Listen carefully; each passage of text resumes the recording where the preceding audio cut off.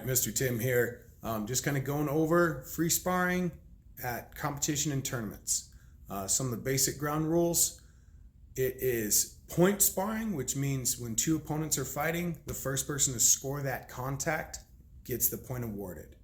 So if two people are going at it, one person punches the chest first, judges call break. Both competitors slide back to their spot, judges score. They'll award 1, 2, 3 points, however many is earned, to that competitor, and then step back fighting stance, fight.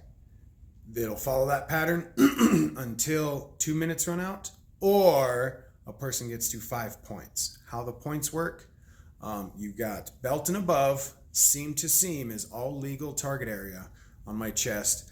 I can kick to the head, front, side, back. I cannot kick to the neck. I cannot punch to the neck. Punch and kick to the chest is worth 1 point. Kick to the head is worth 2 points. If I add a jump kick to the chest is worth 2 points, and a jump kick to the head is worth 3 points. So that way I can add those points up.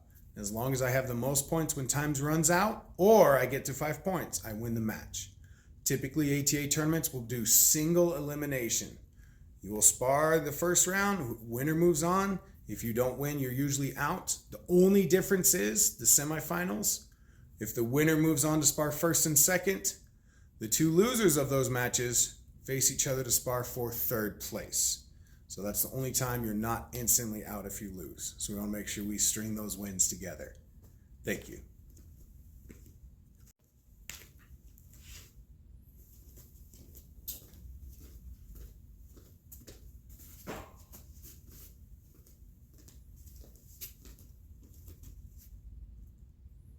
All right, we're going to talk about combat sparring, especially tournament level today. Whenever we're using the combat weapon, we have different point system than if I'm just free sparring with punches and kicks. Since the goal of point sparring is to create a safe way to learn how to fight, the second one person scores that hit first, judges call break, point and score whoever they believe scored the point first, and it will continue in that manner. For combat weapon sparring, it is a 2-minute round. It goes really fast and is the first person to 10 points, and that determines who the winner is. What the point levels are, pretty much any target area is worth at least 1 point. The number one big thing we really want to avoid is a number 7 strike right up the middle. We don't want to have a groin strike, and I cannot thrust to the face because certain shields and weapons, these will poke through. And for the main part, we don't want to thrust into that neck and face. That's the only things you really can't do. Everything else is at least worth 1 point. Hit to the leg is worth 1 point. Hit to my open hand is 1 point. Hit to the back, hit behind the leg, all worth 1 point. Hit to the chest.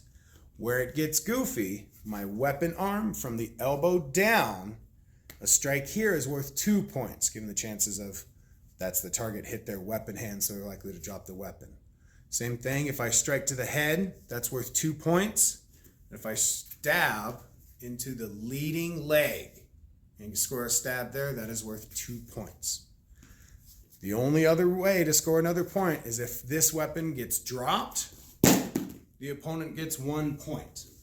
So that's a way you can have a non-tap contact. You can score a point without even hitting them.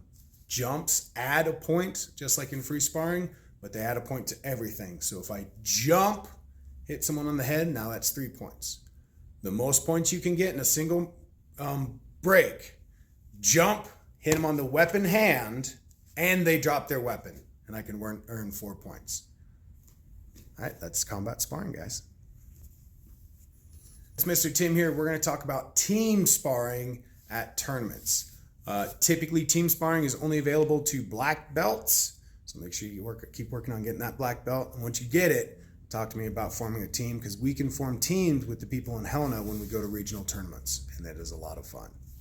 So I'm talking about teams. Teams have a typical makeup of 3 people, at least 2 boys and 1 girl, to make sure everyone kind of gets a chance to spar.